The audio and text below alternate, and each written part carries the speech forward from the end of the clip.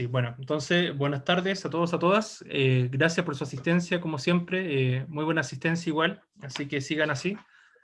Y bien, bueno, como ustedes me comentaban, ya terminaron de ver los ensayos con Cristian, ¿ya? La próxima semana, igual avíseme lo que estén viendo para poder retroalimentar eso, ¿ya? De todas maneras, ahora les voy a comentar lo que, bueno, lo que le había dicho el otro día de Licura Chihuahua, que es nuestro premio nacional de literatura actualmente, ¿ya? Bueno, él es poeta, vamos a leer un poema de él, pero también vamos a leer este fragmento de un ensayo más extenso, que es este libro Recado Confidencial a los chilenos, ¿ya? El texto o el formato de los recados es un formato que ya escribía Gabriela Mistral, ¿ya? Cuando ella era cónsul en España, en Madrid, y escribía esto con la finalidad de hacer una reflexión a través de la prensa chilena, por ejemplo, a través de la prensa nacional, sobre lo que pasaba en Chile y en el mundo, ¿ya? Bueno, ahí lo vamos a ir comentando para que se vayan dando cuenta de qué trata, ¿ya? Después igual les voy a compartir este material. Una de esas se lo subí, no lo recuerdo, ¿ya? Pero igual lo voy a revisar, ¿ya? Bien, ahí lo deberían poder ver. Dice, entonces leerás un ensayo con el propósito de comprender la visión del autor sobre la identidad mapuche, ¿ya? Nosotros, por lo menos los textos que han revisado conmigo, abordaban de distinta manera la identidad. Por ejemplo, cuando vimos estos textos sobre las distintas generaciones, esas son las identidades sociales en el fondo, ¿verdad? Porque habían diversas generaciones y cada una tenía sus propias características. También vimos esa vez, cuando escuchamos la canción de Victoria Santa Cruz, esa de Me gritaron negra, y leímos el poema, ¿cierto? Y habíamos visto también esa clase, un mural, un graffiti, habíamos visto lo que era la identidad de las personas de raza negra, por ejemplo. Y ahora vamos a ver un poco el tema de la identidad, pero desde el punto de vista de los pueblos originarios, específicamente del pueblo mapuche, que en el último tiempo ha sido bien polémico y no siempre las noticias muestran realmente la totalidad de las cosas, sino que muchas veces muestran solamente una parte de la realidad. ¿Ya? Bien. Entonces, la idea es que conozcamos más sobre la identidad mapuche, también con la finalidad de conocer diversas posturas que abran este diálogo, ¿ya? Y que de alguna manera planteen diversos contextos socioculturales que hay detrás, tanto del autor como de nosotros, ¿ya? Bien. El Licurache Wailaf, bueno, actualmente es nuestro Premio Nacional de Literatura, ¿ya? Él es un poeta mapuche, principalmente se conoce por su poesía, ya así que lo invito a leerlo también porque él es muy crítico y a la vez hace mucha crítica social y su poesía también es muy sensitiva, ¿ya? Yo les voy a compartir un material que recordé que ahora me parece que no se lo he compartido, pero recuérdenme la próxima clase para que lo comentemos, que era de una canción de Iyapu, ¿ya? Que era donde él participaba y decía una parte en Mapuzungún y era bien interesante escucharlo, ya que era una crítica a la represa en el Biobío, ¿ya? Pero eso lo voy a ver con usted la próxima semana porque ahora ya no alcancé a proyectarlo, ¿ya? Pero bien, después dice, nació en 1952 en el seno de la comunidad de Quechurrehue, ¿cierto? Comuna de Cunco, región de la Araucanía, donde está ahora toda la controversia, ¿cierto?, con este pueblo originario. En su obra poética y ensayística reflexiona acerca de la interculturalidad, es decir, de la relación entre las diversas culturas, en este caso la cultura chilena y la cultura mapuche. Hay una suerte también en ese sentido, de una crítica también al rol que ha asumido el Estado chileno en políticas públicas frente a los pueblos originarios. De hecho, ahora con el cambio de constitución, y como hay, si no me equivoco, alrededor de 31 escaños reservados para los pueblos originarios, eh, seguramente van a estar mucho más en boga estos temas y ellos van a tener una participación mucho más activa en la creación de leyes, lo más probable, que legislen también sobre los derechos de los pueblos originarios de nuestro país han sido un poco olvidados y es necesario que reivindiquemos la figura de ellos también, ¿ya? Y el rol de los pueblos originarios en nuestra tradición cultural, ¿ya? Por otro lado, él intenta, como les decía, reivindicar la cultura mapuche, su idiosincrasia, al mismo tiempo que todo lo que ello involucra, su visión de mundo cosmogonía, ¿ya? Y en general los derechos de este pueblo. Bien, como les decía entonces, él lo hace a través de este gran ensayo, que es un libro. Si a ustedes les interesa esta lectura, pueden después buscar el libro, que es Recado Confidencial a los Chilenos, que es un gran ensayo, un extenso ensayo, publicado en el año 1999 y el 2000, que recibió el premio del Consejo Nacional del Libro y la Lectura al mejor ensayo en esos años. Y el 2016 se presentó una segunda edición, o sea, fue reeditado, ya una visión más ampliada, porque los textos en realidad nunca se dejan de escribir, por mucho que ya publicado uno creyera que ya está terminado. Sin embargo, la experiencia, las vivencias, te da pie a la reescritura. Ustedes, por ejemplo, cuando ahora escribieron un ensayo, a lo mejor, claro, cumplieron con el ensayo para la tarea, pero, por ejemplo, cuando un profesional, eh, no sé, por ejemplo, alguien que está en la universidad escribe ensayo, a veces, por ejemplo, los mismos profesores universitarios, a partir del mismo ensayo que escribieron en un momento, después lo reescriben, le agregan otros temas, otras cosas que fueron descubriendo en sus investigaciones, y finalmente siempre los ensayos terminan siendo reescritura de textos anteriores. Eso es muy frecuente que pase. ¿Ya? Aló, profe. Sí, sí, sí. Carolina Es llegó. que acabo de llegar, sí. Ah, ya, hola, hola. Sí, después al final vuelvo a pasar la asistencia, ya para que ahí la agrego. Ya, ningún problema. Ya, profe. Ya, muy bien. Ya, entonces dijimos que el 2016 se presentó esta nueva edición de este ensayo, ya obviamente enriquecido con estas nuevas visiones y experiencias de Licura. ¿Ya? Bien, como les decía entonces, este tipo de texto, el texto recado, ¿cierto? Esta tipología fue de alguna manera planteada, usada por Gabriela Mistral, por nuestra Nobel de Literatura, ¿cierto? Y nacional también, cuando, como les decía, ella había sido cónsul en Madrid, y como, claro, estaba alejada de Chile, sin embargo, siempre estuvo preocupada de lo que pasaba en Chile y en el mundo, entonces siempre de alguna manera reflexionaba sobre este acontecer social y político y cultural de Chile y el mundo a través de la prensa chilena de manera quincenal, ¿ya? Entonces, en este libro, en este extenso ensayo que es Recado Confidencial a los Chilenos, Chihuahilab lo que va a hacer es retomar este género del recado que cultivaba Gabriela Mistral con la finalidad de iniciar un diálogo, iniciar una conversación entre la cultura mapuche y la sociedad chilena, o pueblo chileno, ¿ya? Ustedes saben que para la cultura mapuche es súper importante el diálogo, la palabra, la oralidad, ¿verdad? Porque eso genera un sentido de pertenencia y a la vez también es parte de la diversidad, ¿ya? En ese sentido, ¿cierto? ¿Qué es lo que piensan ustedes que podría abordar el Licurachi Wailaf en este ensayo? ¿Qué es lo que podrá abordar él? ¿Qué temas?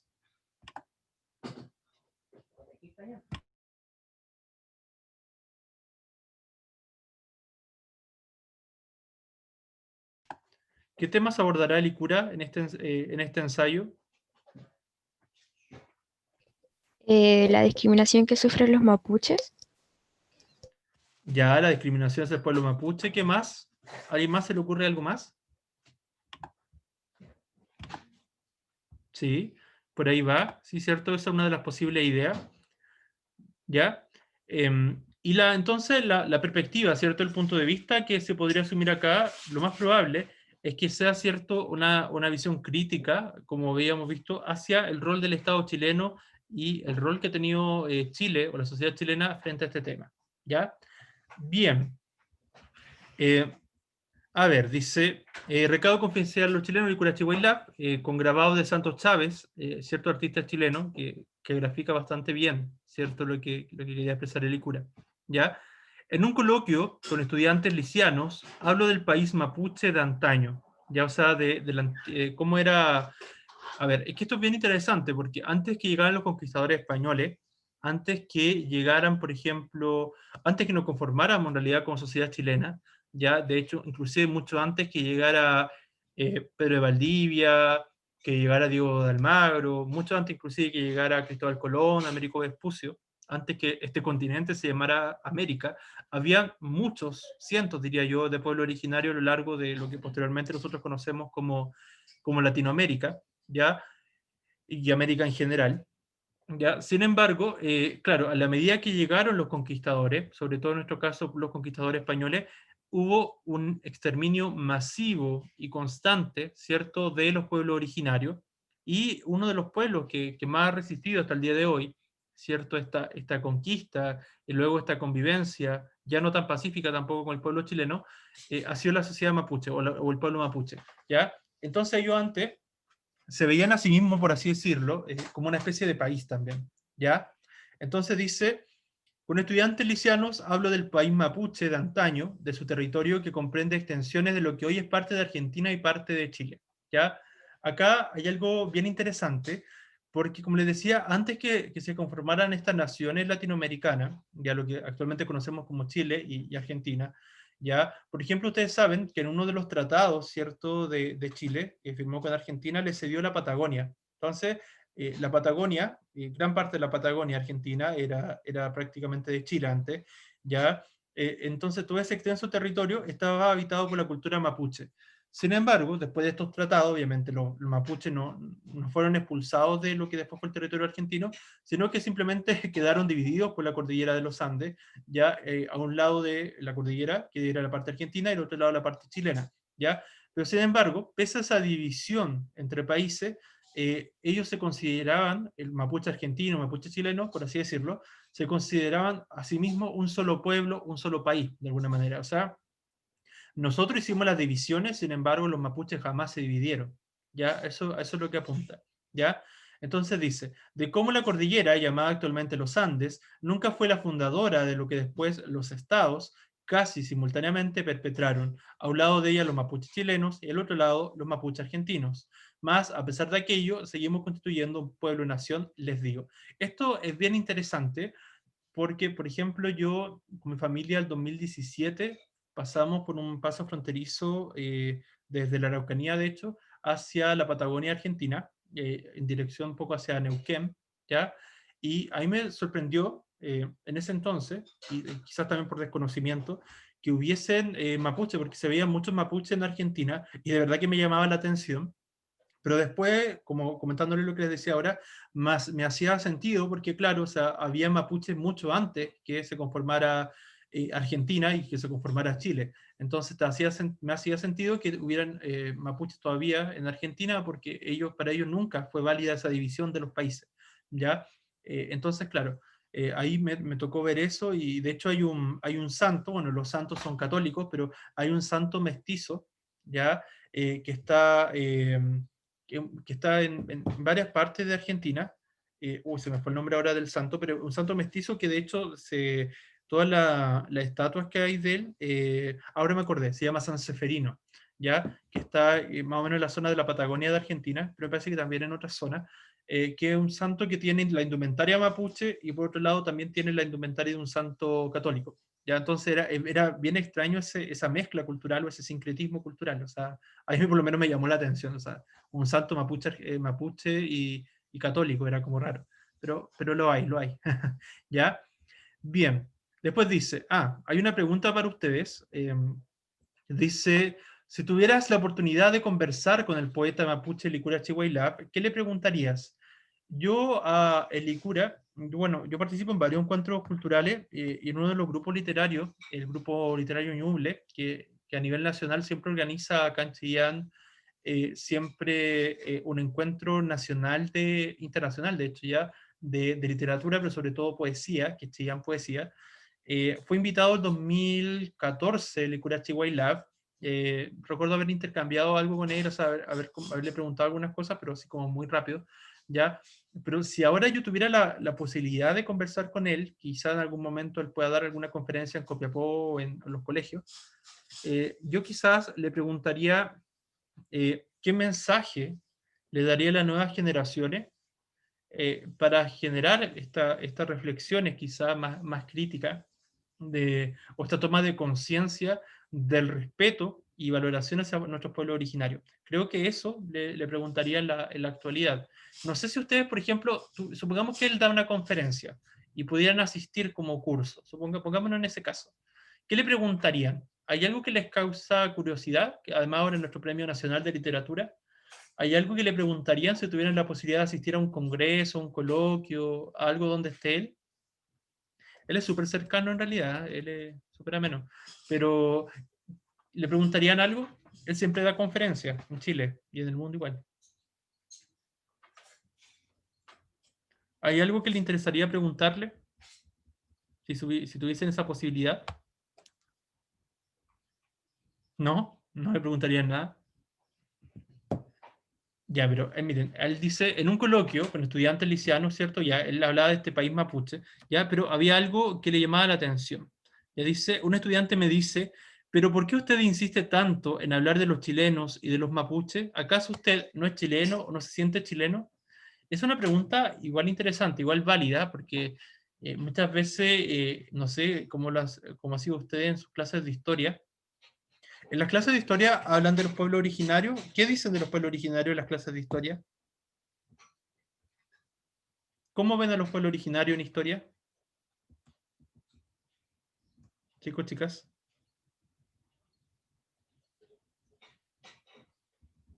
¿Cómo se ven los pueblos originarios en las clases de historia? ¿Cómo los ven? No han estudiado, ¿cierto? En historia. Chicos, chicas. En séptimo. En séptimo ya. ¿Y ahí que hablaban de los pueblos? ¿Se lo estudiaban nomás o reflexionaban? ¿Qué En, hacían? en toda la básica pasamos todos Ya. los pueblos americanos, los incas, los indígenas del sur, todo, Ya. costumbres. Muy bien, muy bien. O sea, ya los conocen al menos. Pero habían pensado, bueno, que a lo mejor en séptimo, a lo mejor no, pero habían reflexionado un poco sobre estas culturas, la realidad que viven. ¿No habían reflexionado sobre eso? Porque yo siento que en el currículum actualmente quizá hay mayor reflexiones sobre esto. Yo cuando estudiaba, cuando tenía la edad de ustedes, me pasaba que el profesor de historia igual tenía un profesor que era muy crítico con estos temas, entonces cuando los veíamos en mucha profundidad. Me acuerdo que él nos hizo estudiar todos los pueblos originarios que habían en Chile, que eran veintitantos creo, en su momento, y nos hacía hacer exposiciones, reflexiones, qué sé yo, y un montón de cosas. Pero recuerdo que no sé si eso se dará en todos los colegios, no sé si eso se dará actualmente por el currículum en historia, a lo mejor no ya, pero debería ser porque es un tema súper importante, pero no solamente estudiarlo para aprenderlo y conocerlo, sino también para tener una opinión sobre ello, porque en realidad cada tema que uno estudie debería tener una opinión un poco más crítica sobre esos temas, porque la finalidad de lo que uno estudia, la finalidad de lo que uno ve en los distintos currículums de cualquier asignatura, es que finalmente eso que estudias te sirva, o sea, que te sirva para tener una opinión, que te sirva de cultura general, pero no para que te quede ahí como, yo sé esto, sino más bien para que tú, por ejemplo, si ves las noticias o ves lo que se está diciendo en la noticia un día X, tú tengas la capacidad crítica de decir eso es verdad o eso no es tan así, ya, o solamente hay una versión parcial de las cosas, no sé. Entonces, a veces hay que mirar mucho más atento a las cosas porque no siempre lo que aparece en los medios de comunicación, yo diría que la gran mayoría de las veces no lo es verdad. Entonces, hay muchas veces que nos cuentan ciertas versiones de las cosas y por eso es importante que ustedes vean más allá, ya, eso es importante, ya. Bueno, ¿y cómo respondió el ICURA? Es cierto, en esto, como él dice, a tipo de respuestas que él va a intentar responder a este chico. ¿Cómo le responde? Dice, le digo, yo nací y crecí en una comunidad mapuche en la que nuestra mirada de lo cotidiano y lo trascendente la asumimos desde nuestra propia manera de entender el mundo, o sea, desde su propia identidad cultural. En Mapuzungún y en el entonces obligado castellano, en la modernidad en la que nos reconocemos y en la memoria de la irrupción del Estado chileno. Acá, para este pueblo, es súper importante la memoria.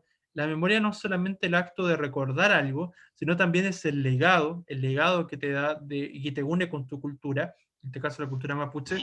Entonces, hay una suerte de ironía acá, como la irrupción del Estado chileno que nos regaló su nacionalidad. O sea, en realidad no fue regalada, sino que fue impuesta, ¿cierto? Irrupción constatable, además, en la proliferación de los latifundios, entre los que nos dejaron reducidos. O sea, en Chile, o sea, porque, por ejemplo, antes que se constituyeran los países, estos pueblos andaban de manera libre y para ellos, como no había nadie más que ellos y otros pueblos originarios, pero antes que llegaran los conquistadores, siempre fueron sus tierras. Y en el fondo después llegaron, claro, los conquistadores y usurparon en el fondo lo que para ellos desde siempre habían sido sus tierras. ¿Ya? Entonces, para que entiendan un poco la magnitud de lo que pasó. ¿ya?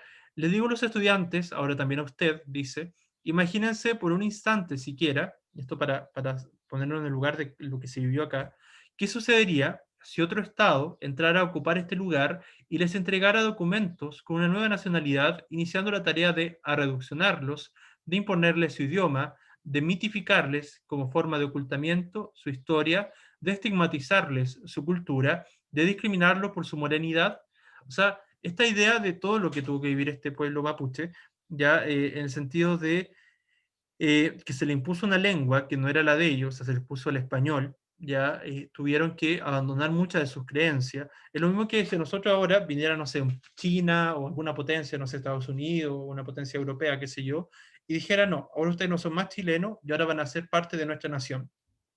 Entonces, obviamente, nosotros, independiente que lo que dijeran unos papeles, independiente que lo que dijeran otras culturas que quieren conquistarnos, lo más probable es que nosotros sigamos siendo chilenos o nos sintamos chilenos, con mayor razón, defendiendo nuestra identidad, hasta el final de nuestros días. Eso, lamentablemente, es muy común que ocurra en la historia, ahora quizá ya no, espero que no tanto, pero a lo largo de la historia de la humanidad ha ocurrido constantemente la invasión territorial en distintas partes del mundo, los conquistadores en distintas épocas, hasta el día de hoy hay guerras territoriales, entonces es complejo, es complejo. Lo bueno es que nosotros no estamos en guerra en la actualidad, pero sin embargo, tampoco nada nos asegura que eso no pase a futuro, porque sobre todo que ahora sí somos un poco más críticos, ahora quizás con la pandemia nos hemos olvidado un poco del tema, aparentemente, pero el tema del cambio climático, la desertificación, la deforestación, por ejemplo, de la Amazonía, la pérdida de recursos hídricos más naturales, o qué sé yo, la contaminación, la sobrepoblación y tantas otras problemáticas a nivel mundial, que lo más probable es que después generen hambruna, generen más desigualdades sociales, económicas, y se generen muchas olas de migración por condiciones o búsqueda de mejores condiciones de vida. Entonces, en realidad, no es tan impensable que a futuro hayan guerras territoriales o migraciones masivas en búsqueda de mejores calidades de vida en lugares donde quizás futuro pueden ser inhabitables. Entonces es complejo el escenario, por ejemplo, si no cuidamos nuestro planeta, si no contribuimos a un mejor medio ambiente, si no somos más conscientes de cuánto estamos botando de basura, cuánto contaminamos, si no cuidamos nuestros recursos hídricos, etc. Entonces es importante pararse a pensar un poco sobre eso. Ya quizá, bueno, de hecho lo podemos vivir, porque ahí se pronosticaban un par de décadas nomás para aumentar el índice del calentamiento global, y que aumenta constantemente, hasta que llegara a temperatura, porque en ciertas zonas, si no me equivoco, en Australia, y por eso también estos grandes incendios que hubo, ¿cierto?, en Australia, hace un tiempo atrás, producto de que las temperaturas alcanzaban casi los 50 grados Celsius, o sea, 47 grados de temperatura o más, o no sé cuántos grados, pero eran temperaturas que a nosotros nos parecen impensables acá, pero acá en Chile, más de una vez los veranos ha llegado cerca de los 40 grados. Imagínense que esa temperatura aumentara, o sea, ¿no? ¿Cuántos seres vivos, cuántas personas vamos a poder sobrevivir a eso? Entonces son situaciones que ya se están viviendo, el derretimiento de los glaciares y tantas cosas. Pero bueno, ese es otro tema. ¿Ya? Bien, volviendo. Ya, entonces dice, ya, entonces por otro lado, se reconocerán en ella, continuarían sintiéndose chilenos. ¿Qué le dirían a sus hijas y a sus hijos, y a los hijos y a las hijas de ellos, con esta idea de la imposición territorial?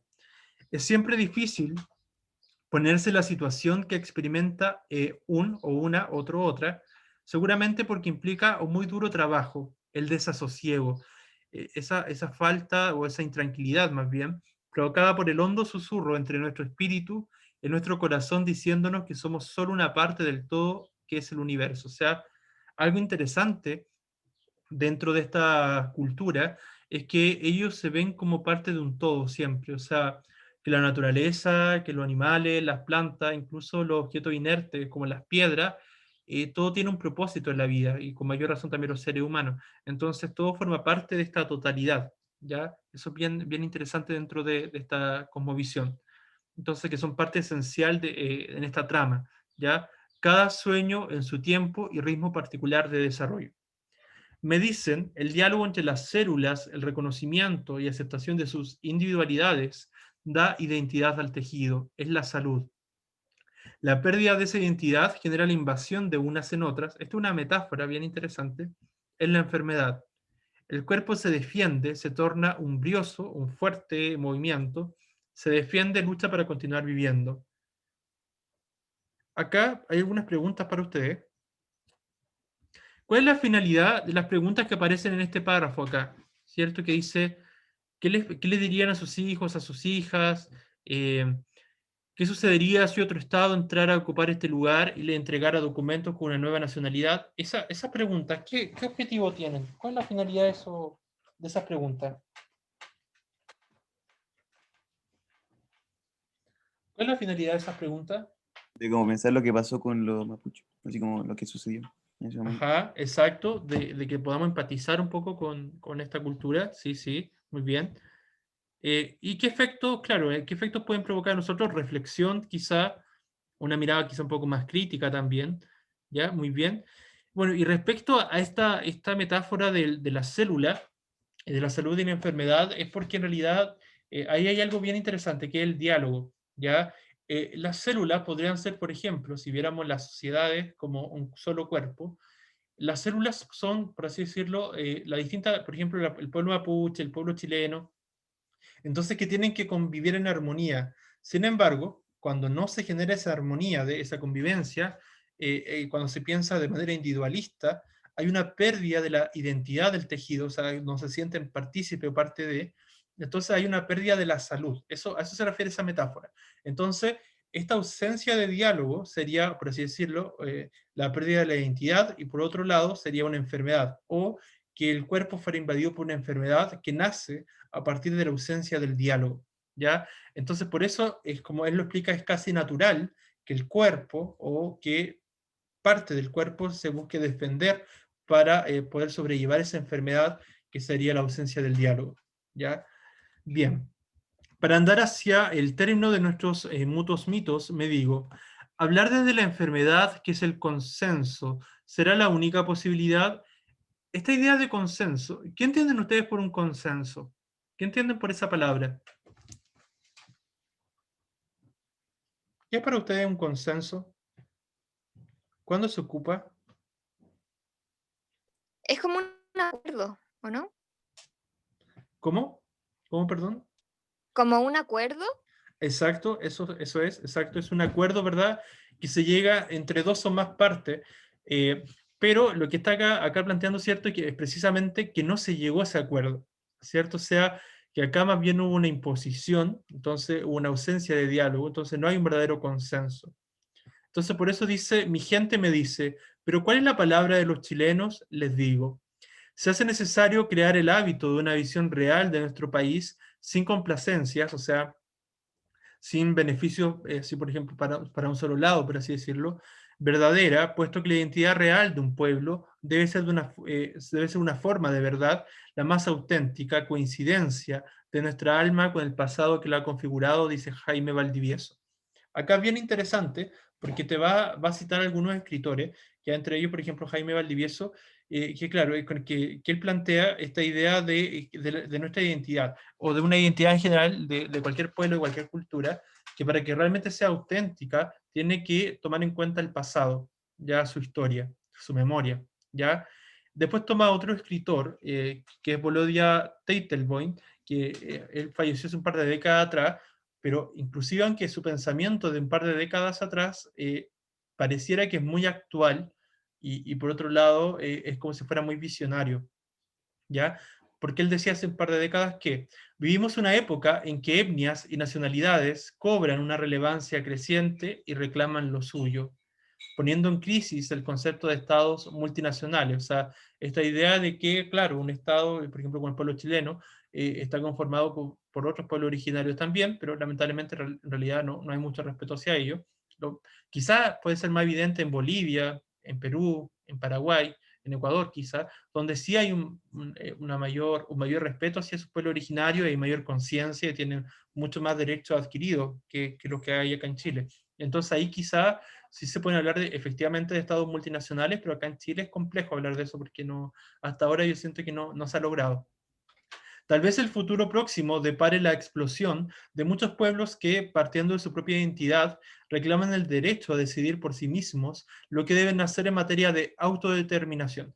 La autodeterminación tiene que ver con esta capacidad de un pueblo, de una nación, de una cultura o de un estado, o de un país, de plantear sus propios derechos, de plantear sus propias leyes, de legislar para sí mismo, que, como les comentaba al principio, quizá ahora con el cambio de la Constitución y como los pueblos originarios, si no me equivoco, van a tener 31 escaños, lo más probable es que ellos específicamente puedan establecer nuevas leyes o mandatos, designios que aparezcan en la nueva Constitución que amparen a los pueblos originarios, lo cual yo creo que sería un gran paso en cuanto a, de alguna manera, a la aceptación de la diversidad de los pueblos originarios, ¿ya? Entonces, también a nivel de la organización social, cultural, en todos los aspectos de la vida individual y colectiva, nos dice entonces Bolodia Teitelbaum, ¿ya? Es un poco la reflexión que hace, que es bastante lúcida. Y por otro lado, tenemos una reflexión de Gabriela Mistral, que también la hizo hace un par de décadas atrás, y que también la encuentro muy lúcida para esa época, también fue una visionaria. Siempre Gabriela Mistral, no solamente por su poesía, por su escritura de esto mismo de los recados, su ensayo, Gabriela Mistral era realmente muy lúcida, muy crítica para su época. De verdad, ella era una adelantada a su época. Ella decía: ni el escritor, ni el artista, ni el sabio, ni el estudiante puede cumplir su misión en ensanchar la frontera del espíritu si sobre ellos pesa la amenaza de las fuerzas armadas, del Estado gendarme que pretende dirigirlos. O sea, imagínense, eso lo dijo hace un par de décadas atrás y sigue hasta la actualidad muy, muy vigente. Entonces, increíble cómo ella, de alguna manera, logra visualizar estas realidades, ¿ya? Este espacio es mínimo, pero es algo, y sobre todo puede constituirse en un vaso comunicante. Situados en la misma superficie azul, cima y cima, acá hay una diferencia de significado, diferencia semántica. Cima con C es una cumbre, el lugar más alto, ¿cierto?, de un monte, y cima con S es el lugar al contrario, es un abismo, es lo más profundo. Entonces acá, en el fondo, esta unión de contrarios, eso es lo que está intentando decirte, o sea, que el diálogo finalmente, por muy opuestos que sean las culturas entre sí, pueden lograr comunicarse igualmente. Entonces por eso dice, conversemos, les pido, es decir, establecer, entablar un diálogo. Después dice, en la ternura de nuestros antepasados tenemos toda una sabiduría por ganar. Acá hay otro término bien interesante, que es el concepto de ternura, que para el pueblo mapuche, el concepto de ternura se vincula con la palabra ayen, ya en Mapuzungún, y ayen tiene relación con todo el campo semántico, por así decirlo, de significado, con amor, con ternura y todo eso significado asociado, y a la vez se relaciona con otra palabra en Mapuzungún, que es ayón. Ayón es lo luminoso. Entonces, aquí tenemos como lo luminoso y la ternura como parte de un mismo espíritu, ¿ya? Entonces, por ese lado, súper positivo, ¿ya? Nos da esa sensación.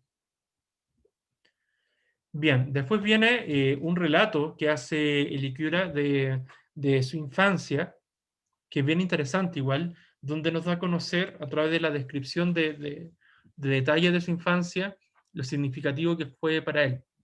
Dice, la casa azul en que nací. La casa azul, que además el color azul es muy simbólico, porque tiene un sentido bien espiritual para los mapuches. De hecho, yo les compartí, o si no se lo compartió, se lo voy a compartir después. Hay varias conferencias que da el Curachi Wailab, por ejemplo, la de la belleza de pensar, podrían ver. La otra, si es que tienen tiempo, porque duran igual como cerca de una hora, pero son bien interesantes porque plantean varias cosas que hacen sentido sobre esta cultura.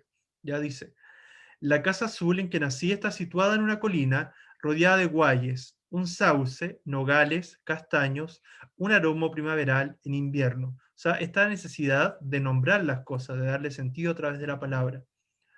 Un sol con dulzor a miel de ulmos, chilcos rodeados a su vez de picaflores que no sabíamos si eran realidad o visión, tan efímeros, tan pasajeros. En invierno sentimos caer los robles partidos por los rayos, en los atardeceres salimos, bajo la lluvia o los arreboles, a buscar las ovejas. A veces tuvimos que llorar la muerte de algunas de ellas, navegando sobre las aguas. Por las noches oímos los cantos, cuentos y adivinanzas a orilla del fogón, respirando el aroma del pan horneado por mi abuela, mi madre o la tía María, mientras mi padre y mi abuelo, lonco de la comunidad, observaban con atención y respeto.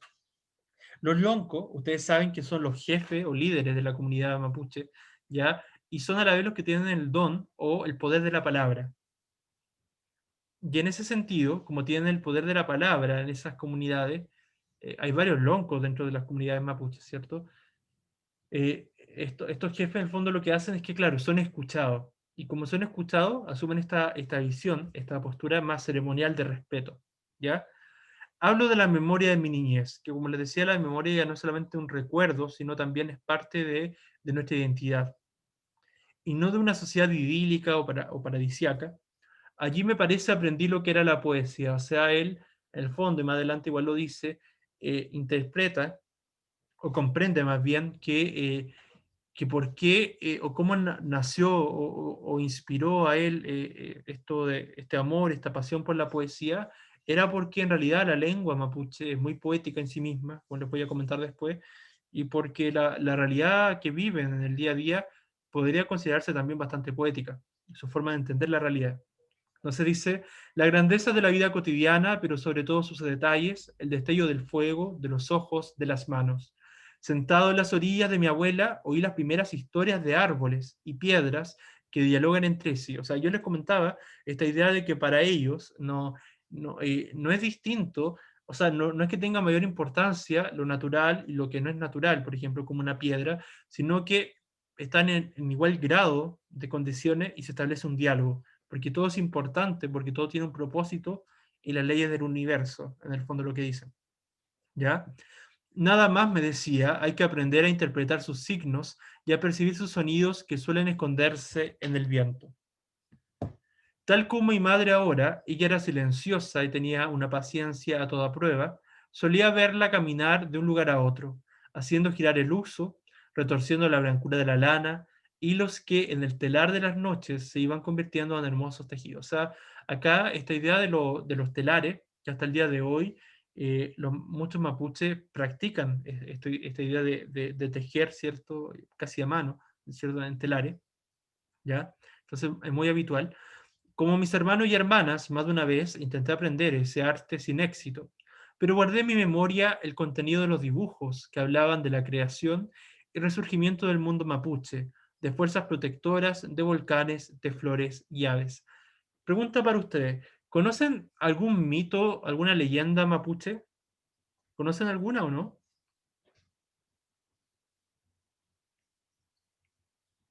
¿Conocen alguna leyenda o mito mapuche? ¿Alguno que se acuerden? No, profe. ¿Ninguno? ¿No se acuerdan de ninguno? ¿El trauco vale?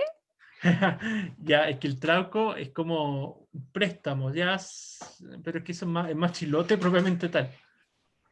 El trauco es más gallego combinado con gente campesina de Chile. ¿Por qué gallego? Eso nunca lo había pensado. ¿Por qué Es gallego? que, es que los chilotes son gallegos, entonces ahí se mezcló.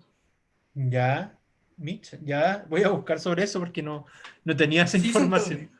Ya, ya. Cuando en el tema de la independencia, no sé si recuerda que los españoles se escondieron en Chile, que Ajá. los gallegos eran pescadores indígenas, pero tenían su costumbre Mm, española. ya, ya. Interesante eso, ¿ah? Ya lo voy a anotar por ahí para buscar igual. Me parece bien, súper bien. Sí, ya, pero sí, pero por ejemplo, el Trauco no es una leyenda, no es una leyenda mapuche. Ya, a ver, hay una que, bueno, hay varias, pero hay una que es como bien interesante igual. Yo creo que la han escuchado. ¿Han escuchado el mito de Tren Tren y Kai Bilú? ¿Han escuchado ese mito o no? Yo creo que sí. Ese que eran como Sí, seres puede que ser. uno era del mar y el otro era de la tierra, algo así. ¿o no? Sí, ese es Florencia, sí, tal cual, tal cual. Sí. Vilú, que en Mapuzungún ellos no pronuncian las veas, por eso sería Filú, Tren Tren y Kai Kai Filú, en Mapuzungún. y tampoco, por ejemplo, biobío, que también una palabra, que deriva del mapuzungún sería fío, algo así, entre comillas, ya, porque en mapuzungún no se pronuncia las B. Y entonces, este mito de Tren y Kaikai Filú, como dice Florencia, sí, es un mito cosmogónico, de origen, de la cultura mapuche, por así decirlo, hasta donde recuerdo, eran dos, por así decirlo, líderes ya, que peleaban, ¿cierto? Dos guerreros que luchaban mientras estaban vivos y que una vez que fallecieron, su lucha siguió eternamente, ¿ya? Y encarnaron en estos espíritus protectores que la cultura mapuche comprendió como estas dos serpientes, Tren y Kaikai, ¿ya? Que una representaba las fuerzas de la tierra y la otra las fuerzas del mar. Pero acá hay algo bien interesante, Y porque... eran como dragones. ¿Cómo qué? Eran como dragones, ¿no? Eran serpientes. Sí, es que es como extraño, es como, si yo diría, si lo acercáramos a un ser mitológico, yo diría que parecían basiliscos, ya, que los basiliscos no son específicamente dragones, pero son un intermedio, ya, yo diría que parecían basiliscos, ya, pero cómo se traduce al menos, porque filú es como serpiente, ya, sería como una serpiente grande, ya, pero yo me lo explico de la siguiente forma, porque resulta que esta cultura lo usó en primera instancia para explicar el diluvio universal, y de hecho eso igual es interesante, porque por ejemplo, así como el diluvio universal aparece en la Biblia, aparece también en los mayas, en la cultura de los mayas quiché, por ejemplo, que aparece descrito en el libro del Popol Vuh, entre otras culturas. La cultura mapuche también dejó testimonio, oral principalmente, porque estas leyendas se transmitían oralmente, ya, y después se llevó la escritura muy posteriormente, pero se transmitió por muchas generaciones de manera oral. Este mito también era para explicar el diluvio universal, pero desde el punto de vista de la cosmovisión mapuche, ¿ya? Entonces, en ese diluvio se explicaba que estaba este choque de fuerzas de la tierra y el mar, y por eso no, había esa intranquilidad, ¿ya? Pero por otro lado se explica también el origen de algunos volcanes, ¿ya? A mí, pero esto ya es como sobreinterpretación, esto como lo interpreto yo, pero puedo estar muy equivocado también, pero me da la impresión de que, no sé, es como una interpretación mía, pero de que la gente hace miles de años, cuando tuvo que haber ocurrido este diluvio universal, la gente quizás vio grandes marejadas, me da esa impresión, tuvo que haber visto así como lo que pasa con los maremotos, que se producen grandes marejadas, y tuvo que haber asociado esa imagen de las olas como grandes serpientes. Me da esa impresión, no sé, me hace sentido eso, porque los mitos muchas veces son para explicar lo que la gente observa, pero lo explica de manera figurada. Entonces, a mí, lo personal, me da la impresión de que la gente de ese entonces tuvo que haber visto grandes olas producidas seguramente por este diluvio universal, grandes marejadas, y que lo asociaban a grandes serpientes. Y ellos lo interpretaron de su cosmovisión. Pero eso habría que buscarlo porque eso es una interpretación personal, pero habría que investigarlo. Pero lo que sí, es para explicar este mito del diluvio universal, ¿ya? Entonces a lo que voy, que esta cultura tiene mucha sabiduría que fue transmitida oralmente y que en muchos casos hay mucha sabiduría que se ha perdido, pero hay algunas que siguen hasta nuestros días. ¿Ya? Entonces lo invito a conocer más de estas culturas y bueno, en la próxima clase ya seguimos viendo a mayor profundidad un poco más de ello. ¿Ya? Porque ya estamos... Ay, chicos, qué rayo la pantalla. Ya ahí sí. Ya, a ver, respecto a la asistencia, quién llegó atrasado? ¿Quién llegó después? Yo, profe, Ya Pia está. Castro. Pia Castro, también teníamos Carolina Monreal y alguien más, aparte de ellas. Profe, que la Vale estuvo un rato, pero tuvo que ir al doctor. ¿La Eh, puede poner presente? Valentina o no? Vale, Valentina Profe, Araya. a mí póngame presente. No, Carolina no, sí, sí. Ya, deme un segundo. Ya, además de ella, ¿alguien más? Yo, profe. ¿Quién dijo yo? José. José Ah, Aguirre. ya. Ah, ya, pero sí, también lo había anotado. Sí, está ok. Está ok. Ya. Ah, vale, vale. Ya, estaríamos ok entonces, con la asistencia igual. ¿Ya? ¿Alguien más que haya llegado después? ¿No? Bien, chicos, entonces cuídense mucho. Espero que les haya servido esta clase. No sé qué les pareció este tema. ¿Les llamó la atención? ¿Sabían más o menos un poco de esta cultura? ¿Conocían, o sea, qué conocían de ello en comparación a lo que conversábamos ahora, en general? yo tengo familia del sur, así que conozco harto. Pero Ah, en verdad ya. mapuches no, porque en verdad se llaman reche, porque mapuches son como hartas tribus que hablan mapuzungún, pero el que Ujú. está actualmente en conflicto son los reche. Ah, ya, ya. Interesante eso. Ya, gracias. Lo Porque voy a los otros, anotar. Profe, ¿me puedo porque, salir?